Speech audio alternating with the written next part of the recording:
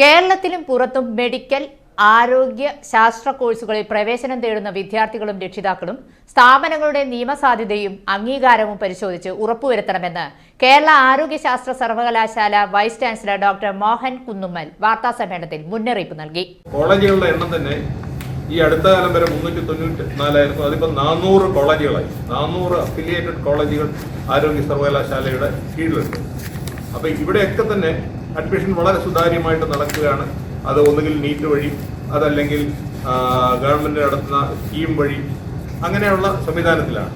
അതേസമയം മറ്റു പല കോഴ്സുകൾക്ക് ചില കോഴ്സുകൾക്ക് കുട്ടികൾക്ക് ഈ എൻട്രൻസ് ഒക്കെ എഴുതുമ്പോൾ കിട്ടാതെ വരും. അപ്പോൾ അവരെ വളരെ കുറഞ്ഞ ചിലവിൽ ഇത് പഠിപ്പിക്കാമെന്ന് പറഞ്ഞിട്ട് പലരും ചേരുന്നുണ്ട്. ഞാൻ ആദ്യം ഉദാഹരണത്തിന് മെഡിക്കൽ സയൻസ് എടുക്കാം. മെഡിക്കൽ സയൻസിൽ നമുക്ക്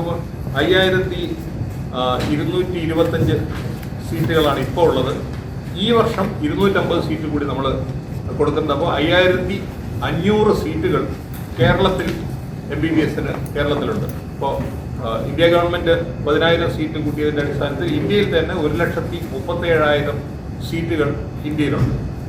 അപ്പോൾ ഈ സീറ്റുകളിൽ വ്യാജ സ്ഥാപനങ്ങളുടെ ആകർഷകമായ അവകാശവാദങ്ങളിൽപ്പെട്ട് ആരും വഞ്ചിതരാകരുതെന്നും അദ്ദേഹം ഓർമ്മിപ്പിച്ചു.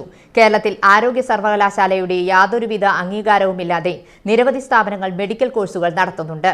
ആരോഗ്യ സർവകലാശാലയ്ക്ക് പുറമെ കോയമ്പത്തൂരിലെ അമൃത വിശ്വവിദ്യാപീഠം കൽപ്പിത സർവകലാശാലയ്ക്ക് മാത്രമാണ് കേരളത്തിലെ തങ്ങളുടെ ക്യാമ്പസുകളിൽ ആരോഗ്യശാസ്ത്ര കോഴ്സുകൾ നടത്താൻ അനുമതിയുള്ളത്. എന്നാൽ പല സ്ഥാപനങ്ങളും തങ്ങളുടെ അംഗീകാരത്തെക്കുറിച്ചുള്ള കൃത്യമായ വിവരങ്ങൾ വെളിപ്പെടുത്താതെ വിദ്യാർത്ഥികളെ പ്രവേശിപ്പിക്കുന്നതായി ശ്രദ്ധയിൽപ്പെട്ടിട്ടുണ്ടെന്നും VC വ്യക്തമാക്കി.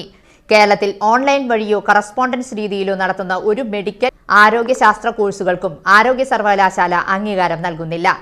ഇത്തരത്തിൽ അംഗീകാരമില്ലാത്ത സർട്ടിഫിക്കറ്റുകൾ നേടുന്നവർക്ക് ഭാവിയിൽ പ്രൊഫഷണൽ രജിസ്ട്രേഷൻ ലഭിക്കില്ല. നിലവിൽ കേരളത്തിൽ അംഗീകാരമുള്ള നാച്ചുറോപ്പതി ഡിഗ്രി കോഴ്സുകൾ ലഭ്യമല്ല.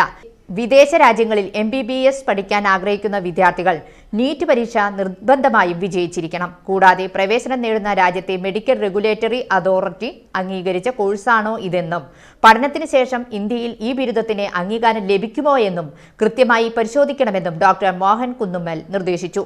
വിദ്യാർത്ഥികളുടെ ഭാവി സുരക്ഷിതമാക്കാൻ പ്രവേശന നടപടികൾക്ക് മുമ്പ് അതത് സ്ഥാപനങ്ങൾക്ക് ആവശ്യമായ ഔദ്യോഗിക അംഗീകാരങ്ങൾ ഉണ്ടെന്ന് ഉറപ്പുവരുത്താൻ രക്ഷിതാക്കൾ പ്രത്യേക ശ്രദ്ധ പുലർത്തണമെന്നും VC വാർത്താസമ്മേളനത്തിൽ ആവശ്യപ്പെട്ടു.